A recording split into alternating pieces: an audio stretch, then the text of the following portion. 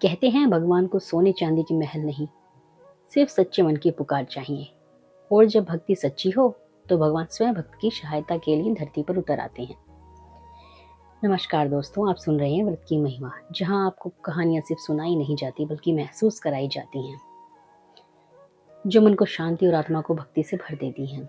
अगर आप भी भगवान पर विश्वास रखते हैं तो वीडियो को लाइक, शेयर और चैनल को सब्सक्राइब करें। तो आइए सुनते हैं आज की अद्भुत कथा। बहुत समय पहले की बात है। पहाड़ों और हरियाली से घिरे एक छोटे से गांव में गोपाल नाम का एक गरीब किसान रहता था। उसका घर मिट्टी का था और कपड़े साधारण थे और जीवन संघर्षों से भरा हुआ था। लेकिन उसकी सबसे बड़ी जो दौलत थी वो थी भगवान के प्रति उसका अटूट विश्वास। गोपाल की पत्नी राधा भी बहुत सरल और धार्मिक स्त्री थी। दोनों पति पत्नी सुबह सूरज निकलते ही उठ जाते और घर के छोटे से मंदिर में दीपक जलाते, भगवान का नाम लेकर अपने दिन की शुरुआत करते। गोपाल के पास ज्यादा कुछ नहीं था। खेत छोटा था, बैल बूढ़े थे और कई बार तो घर में खाने के लिए पर्याप्त अनाज भी नहीं होता था। लेकिन फिर भी उसके चेहरे पर कभी शिकायत नहीं दिखाई दी। वह कहता था, जिस भगवान ने जीवन दिया है वह हमारी रक्षा भी करेंगे। हर सुबह गोपाल अपने खेत से एक छोटा सा फूल तोड़कर भगवान को अर्पित करता और कहता, हे प्रभु, मेरे पास देने के लिए कुछ नहीं है, बस मेरी भक्ति स्वीकार कर लीजिए। गांव में एक बहुत बड़ा और अमीर जमींदार रहता था, ठाकुर वीर सिंह। वह रोज मंदिर में बड़े बड़े चढ़ावे चढ़ाता, सोने चांदी के दीप जलाता और लोगों को दिखाता कि वह कितना बड़ा भक्त है। लेकिन उसके मन में अहंकार भरा हुआ था। एक दिन उसने गोपाल को मंदिर में सिर्फ एक फूल चढ़ाते देखा। वह हंसते हुए बोला, गोपाल, तुम्हें नहीं लगता कि भगवान को खुश करने के लिए कुछ बड़ा चढ़ावा चाहिए? सिर्फ एक फूल से क्या होगा? गोपाल मुस्कुराकर बोला, ठाकुर साहब, भगवान वस्तु नहीं भावना देखते हैं। ठाकुर जोर से हंसा और बोला, गरीब लोग हमेशा यही बातें करते हैं। मंदिर में खड़े कुछ लोग भी गोपाल का मजाक उड़ाने लगे, लेकिन गोपाल शांत रहा। उसने भगवान की मूर्ति की ओर देखा और हाथ जोड़ते हुए कहा, हे प्रभु, मुझे अपमान से नहीं, आपसे दूर होने से डर लगता है। समय बीतता गया। एक वर्ष गांव में बहुत भयंकर गर्मी पड़ी। नदियां सूखने लगी, कुओं का पानी कम हो गया, खेतों में दरारें पड़ गई। गांव के लोग चिंतित हो उठे। किसानों की फसलें सूख गई, पशु प्यास से तड़पने लगे, बच्चे भूखे सोने लगे। गांव में पहली बार लोगों के चेहरों पर डर दिखाई देने लगा। ठाकुर वीर सिंह ने गांव वालों को बुलाया और कहा, हम एक बहुत बड़ा यज्ञ करेंगे, भगवान को प्रसन्न करेंगे, तभी बारिश होगी। गांव के लोग सहमत हो गए। बड़े बड़े पंडित बुलाए गए, महंगे सामान मंगवाए गए। पूरे गांव में घोषणा हुई कि एक विशाल यज्ञ होगा। लेकिन गोपाल चुप था। राधा ने पूछा, आप यज्ञ में क्यों नहीं जा रहे? गोपाल बोला, मैं जरूर जाऊंगा, लेकिन भगवान को दिखावा पसंद नहीं। सच्ची प्रार्थना मन से होती है। अगले दिन यज्ञ शुरू हुआ। घंटों मंत्र पढ़े गए, घी की आहुतियां दी गई, ढोल नगाड़े बजे, लेकिन आसमान बिल्कुल साफ था। एक दिन बीता, 2 दिन बीते, फिर पूरा सप्ताह बीत गया। बारिश नहीं हुई। लोग घबराने लगे। तभी गांव के एक बुजुर्ग ने कहा, शायद भगवान किसी सच्चे भक्त की प्रतीक्षा कर रहे हैं। सबकी नजर अचानक गोपाल पर गई। ठाकुर वीर सिंह को भी यह बात अच्छी नहीं लगी, लेकिन गांव वाले गोपाल के पास पहुंचे और बोले, गोपाल, तुम भगवान के सच्चे भक्त हो, कृपया हमारे लिए प्रार्थना करो। गोपाल ने विनम्रता से हाथ जोड़कर कहा, मैं कोई महान भक्त नहीं हूँ, लेकिन अगर सब मिलकर सच्चे मन से भगवान को पुकारेंगे तो वो अवश्य सुनेंगे। उस रात पूरा गांव मंदिर में इकट्ठा हुआ। पहली बार अमीर और गरीब साथ बैठे थे। सबके चेहरे पर चिंता थी। गोपाल भगवान के सामने बैठा। उसकी आंखों में आंसू थे। वह बोला, हे प्रभु, अगर हमसे कोई गलती हुई हो तो हमें क्षमा करें। यह गांव आपकी संतान है।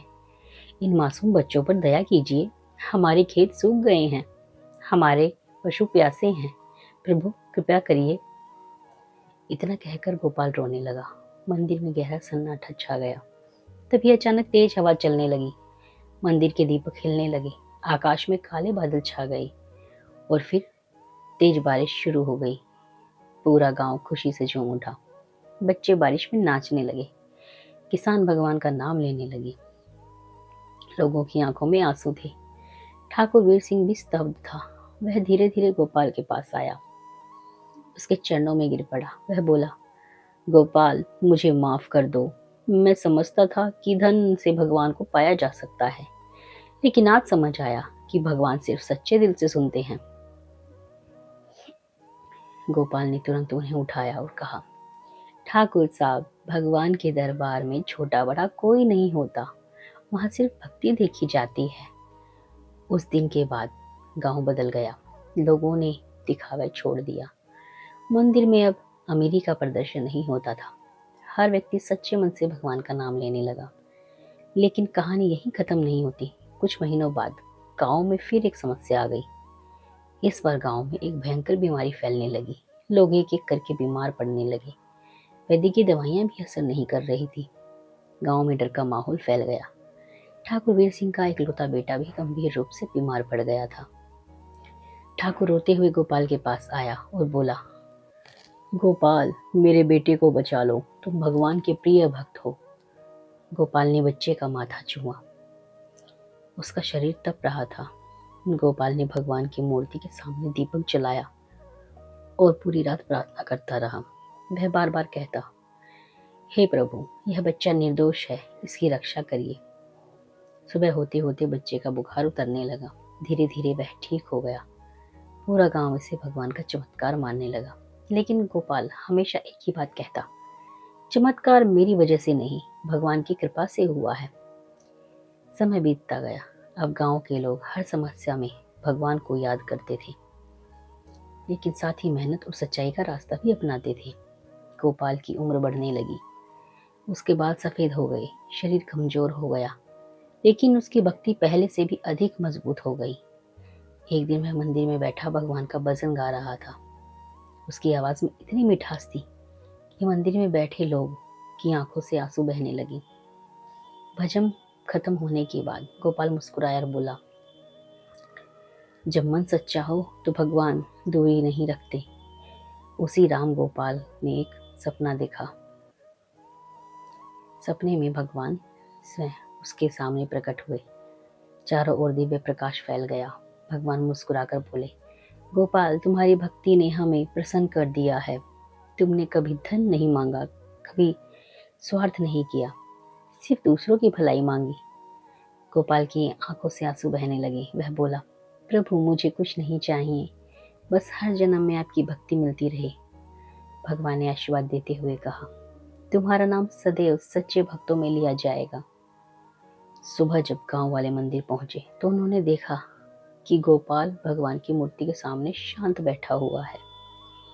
उसके चेहरे पर अद्भुत मुस्कान थी, लेकिन उसकी आत्मा भगवान के चरणों में विलीन हो चुकी थी। पूरा गांव रो पड़ा। लोगों ने उस दिन महसूस किया कि उन्होंने सिर्फ एक इंसान नहीं बल्कि सच्चे भक्त को खो दिया है। ठाकुर वीर सिंह ने गांव के बीचों बीच एक छोटा सा मंदिर बनवाया और उसका नाम रखा भक्त गोपाल धाम। आज भी कहा जाता है कि जो व्यक्ति सच्चे मन से वहां प्रार्थना करता है, उसकी मनोकामना जरूर पूरी होती है। भगवान को धन, दिखावा और बड़े चढ़ावे नहीं चाहिए। उन्हें चाहिए सिर्फ सच्चा मन, विश्वास और प्रेम। अगर आप भी मानते हैं कि सच्ची भक्ति में चमत्कार करने की शक्ति होती है तो कमेंट में लिखिए जय श्री राम। और ऐसी ही भावनात्मक कथाएं सुनने के लिए हमारे चैनल व्रत की महिमा को सब्सक्राइब करना न भूलें। धन्यवाद।